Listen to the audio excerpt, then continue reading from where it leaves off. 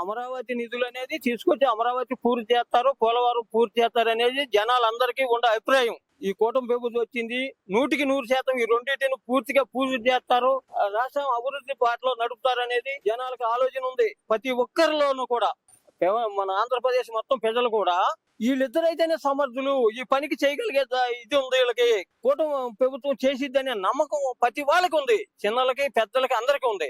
గత ప్రభుత్వం అనేక మాయ మాటలు చెప్పి మరి అమరావతి జనాలను కొట్టించి తిట్టించి ఆడవాళ్ళని లేకుండా కూడా కొట్టించి ఎంతో చిత్రహింసలు పెట్టిన ఆడవాళ్ళని మహిళల్ని కూడా అని లేకుండా కొట్టించాడు. ఆ రోజు రైతులు అనే వాళ్ళని రైతుగా చూడకుండా, గుర్తింపు లేకుండా రైతుల్ని ఏ రకంగా కొట్టించాడు, తలకాయ పగలు కొట్టించాడు, కాళ్ళేరు కొట్టించాడు, ఎన్ని ఇబ్బందులు పెట్టాడు, పొలంలోకి వెళ్ళని ఇక్కడ చేశాడు. అమరావతిని పనికి రాకుండా చేయాలని దృష్టితో గత ప్రభుత్వం చేసింది. వాటిని అన్ని సరి చేసుకుంటా ఈ రోజు కూటమి ప్రభుత్వం ముందుకు వెళ్తుంది.